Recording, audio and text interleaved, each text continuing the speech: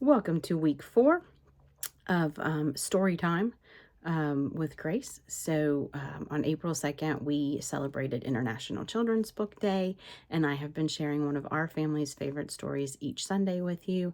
And today, I'm going to be reading Betty Bunny Loves Chocolate Cake. This is one of my favorite books to read to my kids, so I hope you enjoy.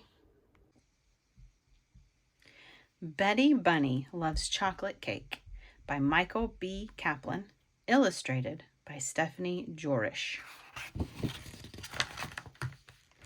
Betty Bunny loves chocolate cake. Betty Bunny was a handful. She knew this because her mother always said, "Betty Bunny, you are a handful." And her father always said, "Your mother is sure right about that." Betty Bunny knew that her mother and father loved her, so being a handful must be very, very good. One day, after a healthy dinner of carrots, potatoes, and peas, Mother said, "Who wants dessert? I have chocolate cake." Betty Bunny, who was not very good at trying new things, announced, "I hate chocolate cake. Chocolate cake is yucky." "What's chocolate cake?" So her mother gave her a piece, and Betty Bunny tried it. It was the yummiest thing she had ever put in her mouth. "When I grow up, I'm going to marry chocolate cake," said Betty Bunny. "You can't marry a dessert," said her brother Henry. "You could marry a baker who makes chocolate cake," added her sister Kate. "Or you could just buy your cake at the store and then you don't have to marry anyone," said their older brother Bill. Betty Bunny thought about it for a while. "No," she finally said, "I'm going to marry chocolate cake." "Whatever," said Bill, "but you're going to have weird-looking kids." That night, Betty Bunny's mother kissed her and tucked her in. "Good night, Betty Bunny. I love you," she said.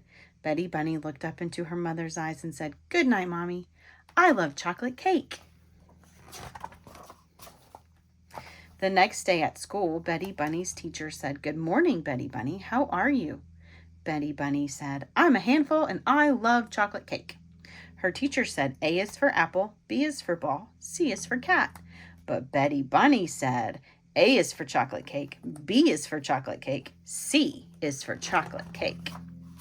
During playground time, Betty Bunny tried to make chocolate cake by mixing water and dirt. It looked a little like chocolate cake, but it didn't taste very much like chocolate cake. Betty Bunny started to cry. "I want chocolate cake," she said. Her teacher told her that they had no chocolate cake at school. And Betty Bunny said, "I hate school. School is yucky." After school, her mother drove her home. "How was your day?" she asked. "I ate mud," Betty Bunny answered unhappily. "I want chocolate cake." "Sometimes," her mother explained, "you can't have what you want right away. So you need to wait. And that's called having patience." "But I don't want to have patience," said Betty Bunny.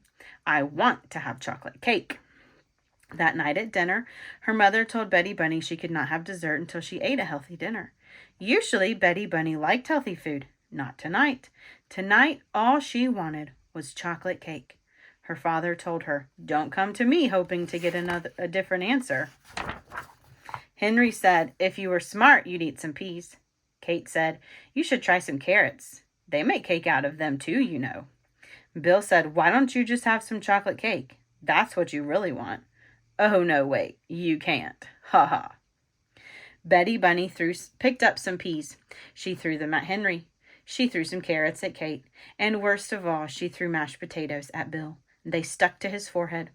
Everyone was shocked. Even Betty Bunny was shocked. She hadn't really meant to do something so awful. Mother was not happy that Bill had teased his sister. She was even less happy with Betty Bunny. She told Betty Bunny to go straight to bed. There would be no chocolate cake tonight. And Betty Bunny screamed, "This family is yucky!" Then she remembered she was hungry. So she crammed her mouth full of peas, carrots, and mashed potatoes and ran off to bed. When her mother came into her room to kiss her goodnight, she told Betty Bunny, "Sweetheart, you know that I still love you." "Mommy," Betty Bunny said, "you know that I still love chocolate cake." Just thinking about the cake she was not eating made her cry. Then it made her scream.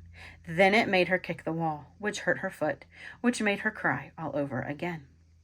Betty Bunny, her mother said as she rubbed the little bunny's foot, I'm going to put a piece of chocolate cake on a plate in the refrigerator.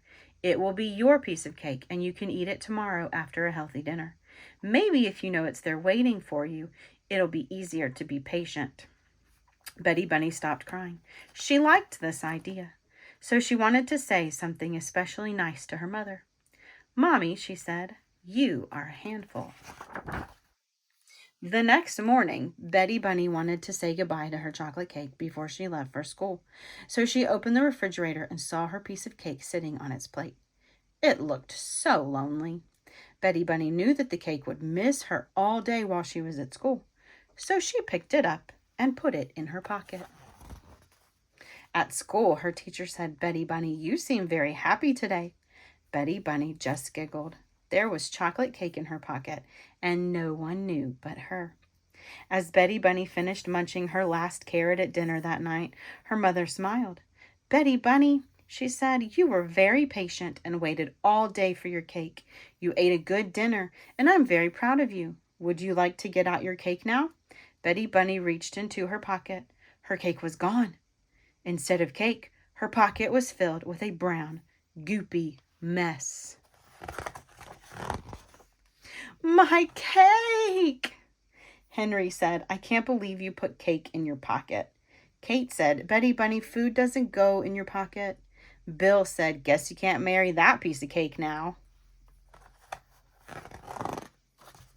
Her mother got her a new piece of cake, and she explained that putting cake in your pocket is not really the same thing as being patient. Betty Bunny finally understood, and she promised from now on she would be patient. And so the next morning, when Betty Bunny opened the refrigerator to say goodbye to her new piece of cake, she remembered that she couldn't put it in her pocket. And that is why she stuffed it very carefully into her sock. The end.